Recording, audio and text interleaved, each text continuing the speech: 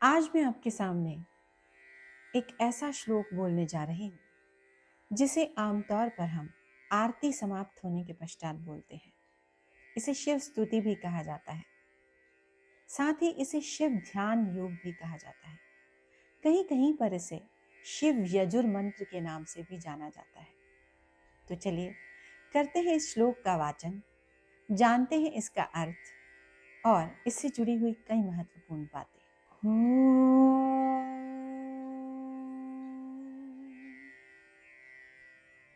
कर्पूर गौरम करुणावतारम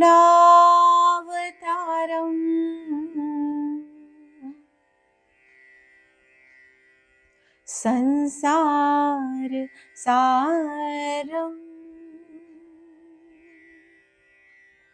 भुजगेंद्र हारम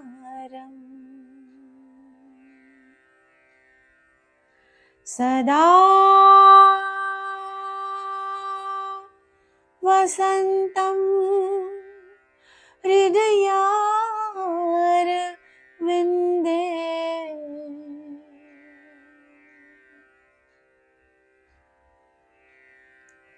भवं भवानी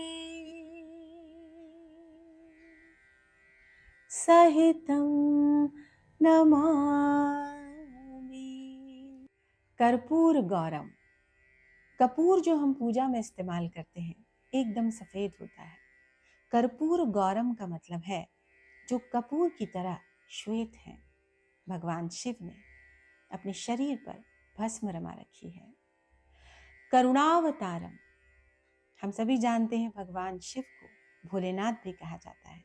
जो मांगो सब मिल जाता है, इसीलिए कहा गया है करुणावतारम, अर्थात जो करुणा के अवतार हैं।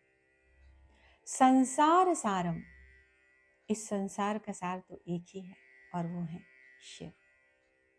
भुजगेंद्र हारम, यहाँ पर भुजगेंद्र शब्द का मतलब है सांपों के राजा या नागों के राजा शेषनाग या वासुकी नाग। भुजगेंद्र हारम का मतलब है जिन्होंने सांपों के राजा शेषनाग को अपने गले में हार के रूप में धारण किया हुआ है।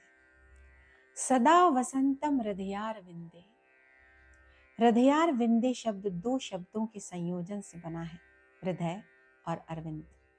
अरविंद का मतलब होता है कमल, हृदय रूपी कमल हृदयार विंदे। सदा वसंतम हृदयार विंदे अर्थात हृदय रूपी कमल में सदैव वसंत ऋतु के समान विराजमान रहते हैं। यहाँ वसंत ऋतु की संज्ञा इसलिए दी गई है क्योंकि जैसे ही वसंत ऋतु का आगमन होता है वैसे ही चारों तरफ हर्षोल्लास यानी खुशियां छा जाती हैं। भवम भवानी सहितम नमामि। भवम, भव का मतलब होता है होना, अस्तित्व, और वो है शिव। भवानी माता पार्वती, भवम भवानी मतलब शिव और पार्वती जी को मैं नमन करती हूँ, सहितम नमामि।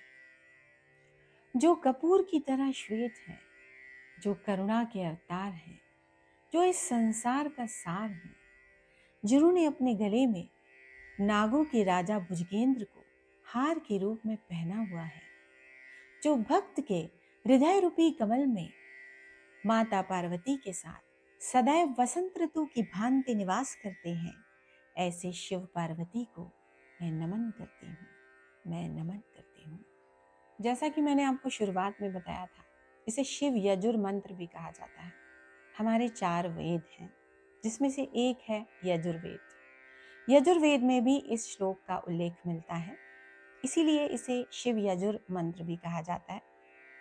इसके अलावा ऐसी भी मान्यता है कि जब भगवान शिव और पार्वती जी का विवाह हो रहा था, उस विवाह के वक्त भगवान विष्णु ने इस श्लोक का वाचन किया था।